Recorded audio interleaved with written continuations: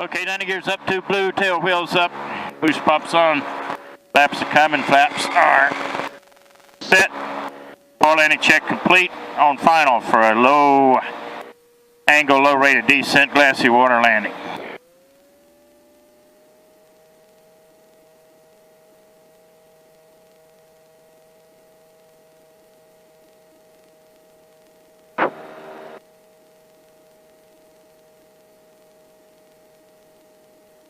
$30.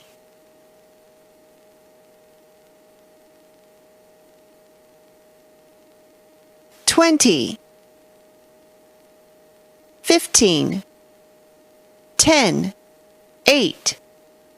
6. 4. 3. 2. 1.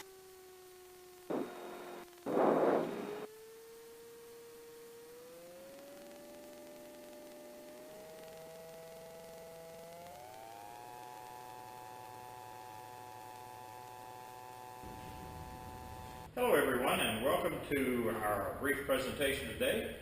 I'm Duster Dan McKenzie, and I'd like to take this opportunity to introduce you to a new instrument we've recently developed called the FlareAssist Radar. And today's discussion, I'd like to start off by looking at the reasons we actually developed the unit in the first place. Then we'll take a look at it and what it can do for you, and then finally I'll wind up the day by playing some video clips that I took during the test phase of the project. I think you'll find those both entertaining and enlightening. So let's get started. Why did we develop the FlareAssist Radar in the first place? Well, in the past, the waterflying community realized there must be a better way to accomplish glassy water landings. If you remember back to your seaplane rating training, you probably remember discussing the techniques for glassy water landings in the classroom. You went out and practiced it in the airplane on a lake, but you probably never actually experienced glassy water. I know it was that way for me.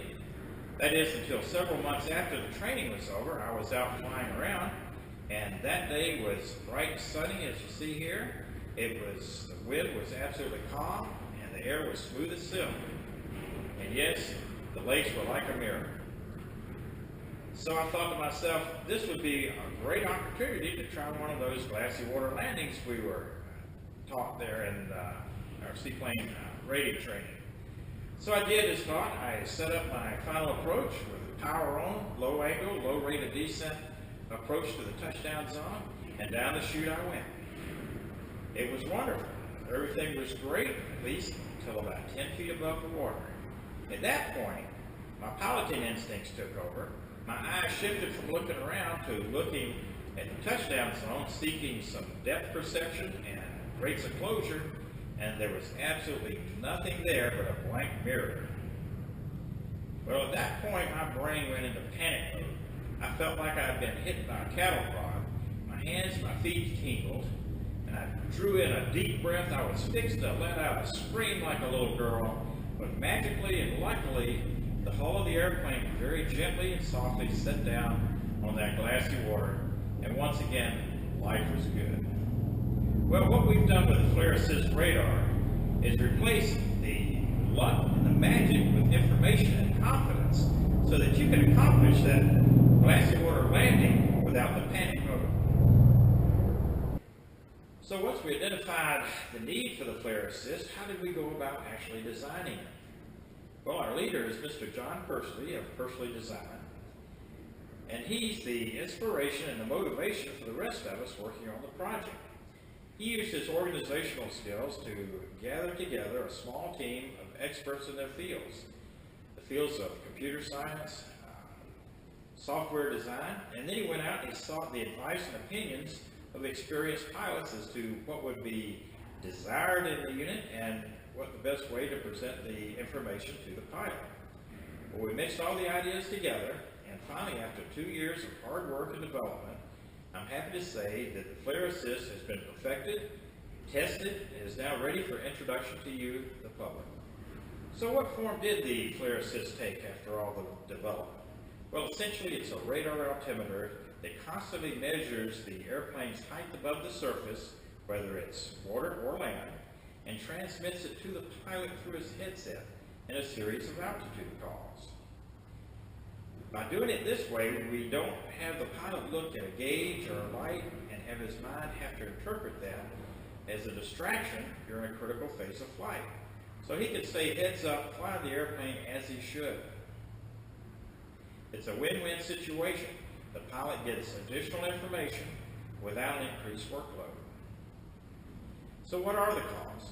Well, in the descent, the calls start at 30 feet above the ground and count down to touchdown.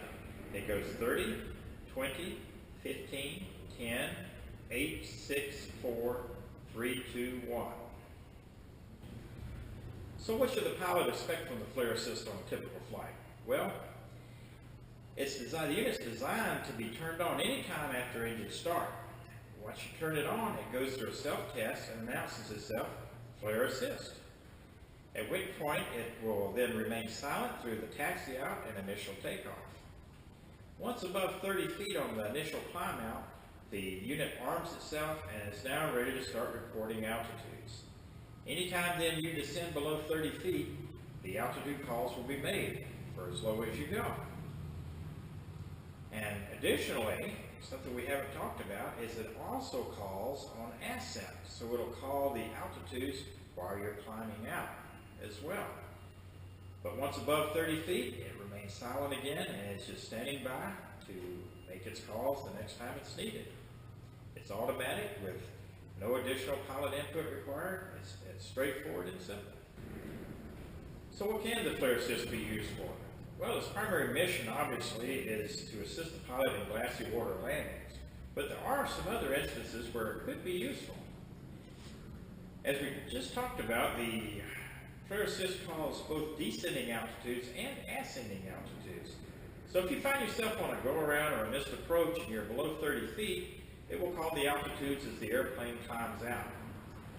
Should you become distracted, however, and happen to notice that the altitudes are not increasing, but maybe staying the same or decreasing, that should inspire you to pay a little bit closer attention to what the airplane's doing and take the corrective action. Another area that you might find beneficial from the FlareAssist is to establish a good sight picture for normal landings out of your airplane. Remember, it calls the altitudes below 30 feet, whether it's over water or land, so regardless of where you are, it will give you a good reinforcement as to how high you are above the ground or water with the sight picture that you're looking at out in front of the airplane. This could be particularly helpful in transitioning or if you just happen to be having trouble with the airplane you're currently flying. And finally, since the FlareAssist calls altitudes below 30 feet, whether you're climbing, descending, or staying level even, if you find yourself cruising around in the low altitude structure, the FlareAssist will help keep you advised and aware of how high or low you are above the terrain and hopefully keep you safer. So we've talked about what the FlareAssist can do for you. What can it not do for you? Well, there are a couple of things. First of all, remember, the FlareAssist is essentially a radar altimeter that looks straight down. It doesn't look forward, therefore it's not a terrain following type of radar. It can't predict rising terrain, hills or mountains, or any other obstructions ahead of the airplane. It's up to the pilot flying to avoid those hazards. Secondly, the FlareAssist cannot fly the airplane, so it can't be hooked up to any type of auto land system. And finally, the FlareAssist is not a substitute for good judgment. It's always up to the pilot in command to make sure that he flies his airplane safely and properly. So let's talk about the unit itself and some of its specs. First of all, it's lightweight, less than a pound. It takes very little electrical current, less than 400 milliamps. It's water resistant, thankfully, and it is small, so it creates very little drag outside the airplane. The radar unit itself is mounted outside the airplane and has one small 3/16" cable connecting it to the airplane. Through that cable, the power is supplied to the unit to operate, and then the same cable has the audio portion come back into the airplane from the unit. Once inside the airplane, that one cable then splits the power from the audio. The power can be plugged into any cigarette lighter type of power receptacle, or it can be hardwired to the airplane as desired.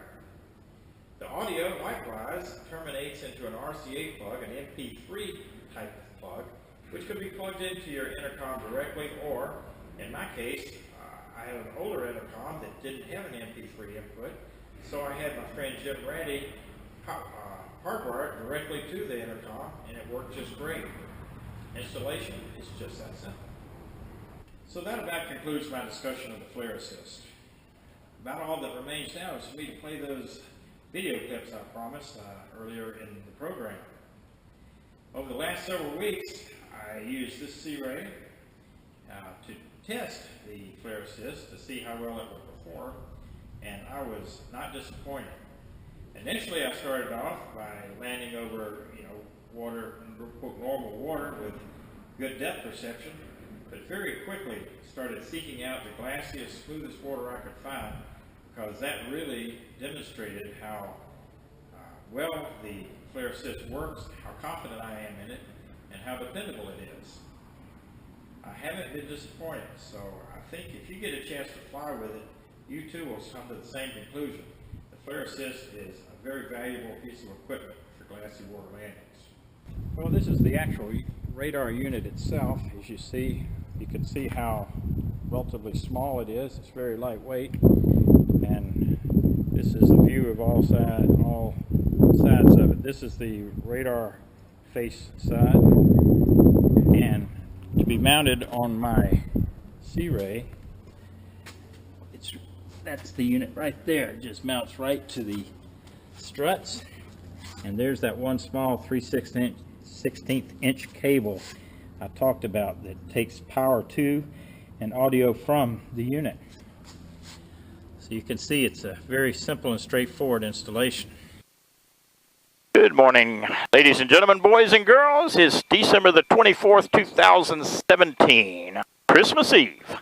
I'm your host, Duster Dan, and I'd like to welcome you to this episode of Flight Test. Today, we're going to be demonstrating the performance of a new invention called the FlareAssist Radar.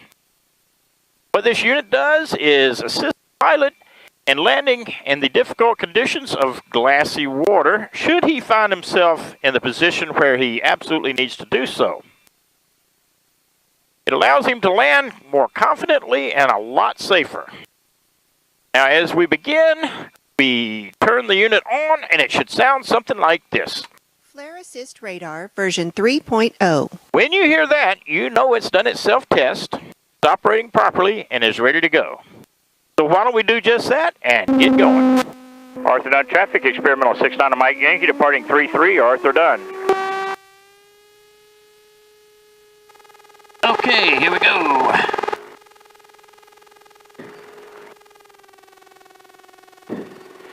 Hopefully we'll get out there before any waves get on, any ripples get on the water. It looks like a calm morning.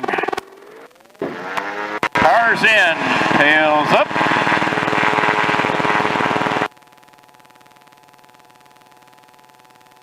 We're off.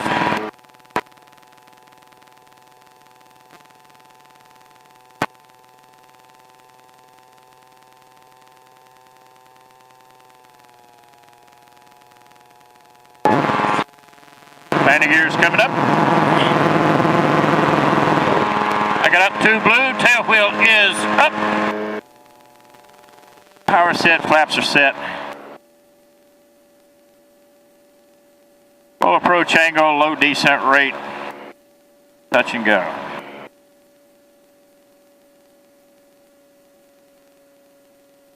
30, 20, 15, 10, 8, 6, 4, 3, 2, 1. Round effect there.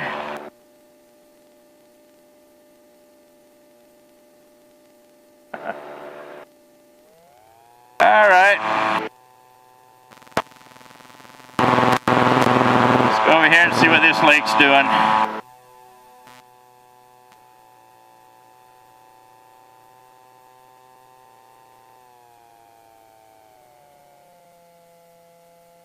See some low altitude structure. 30, 20, 15, 10, 8, 6, 6.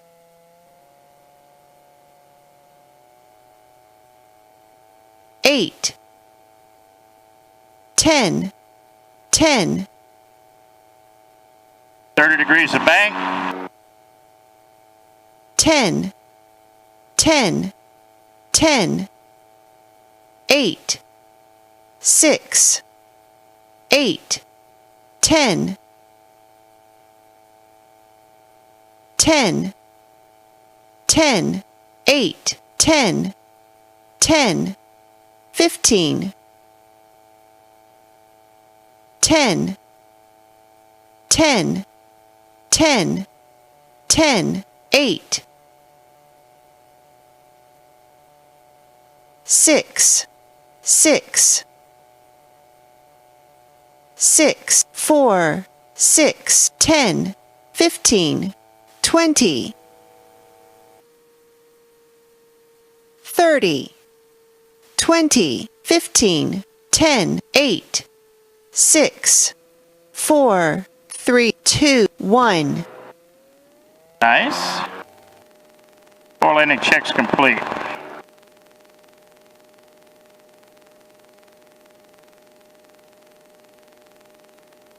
$30,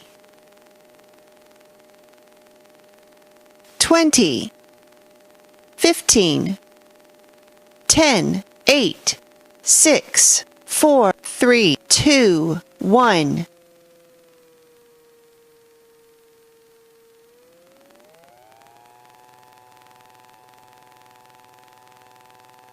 Very. Looking at about 1 to 200 foot per minute descent.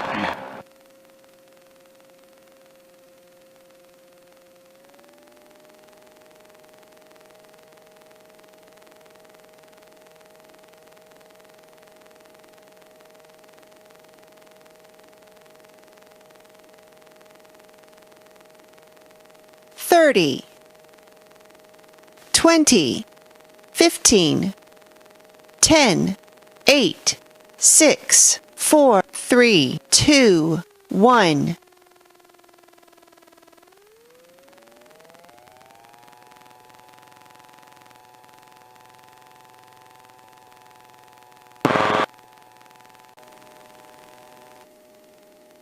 $30, $20, 15, 10, 8, 6, 4, 3, 2.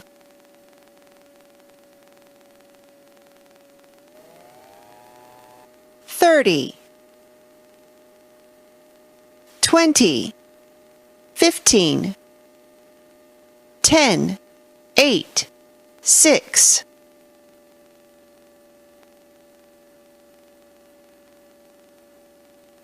4, 3, 2, 1. Man, that was great. Power set, turn and final now. Glassy water landing.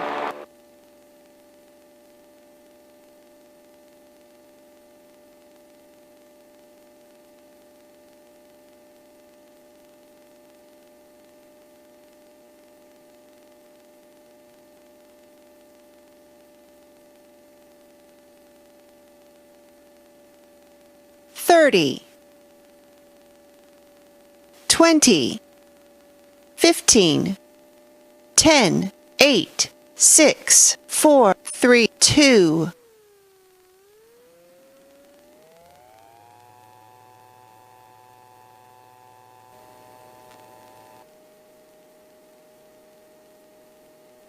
$30, $20, 15,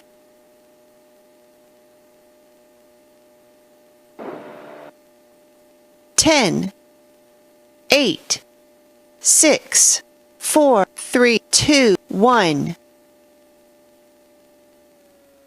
I pulled power a little bit, it would have stayed down. That is great.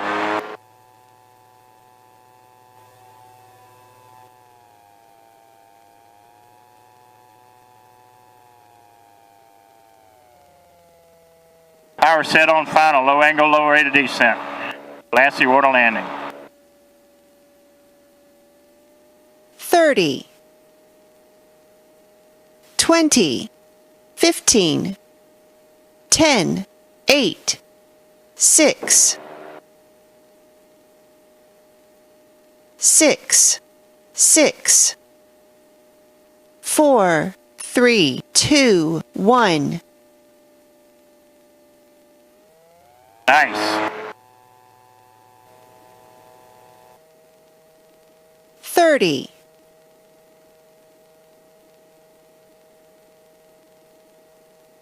20, 15, 10, 8, 6, 4, 3, 2, 1.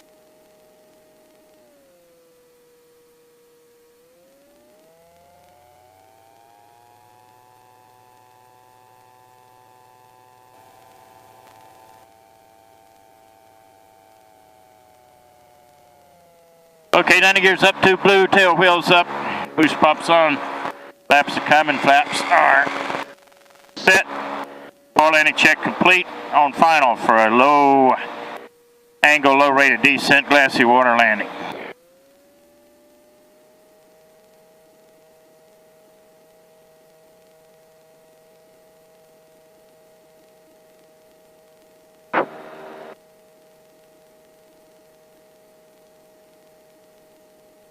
Thirty,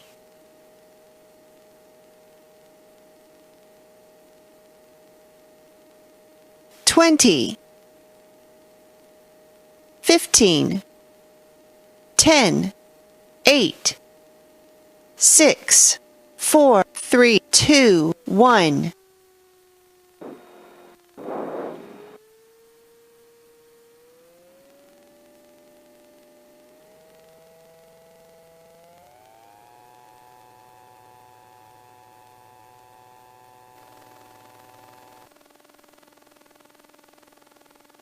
Done traffic, experimental 69 Mike Yankee, final 3-3, full stop, or done. All right, winds are calm, looking good.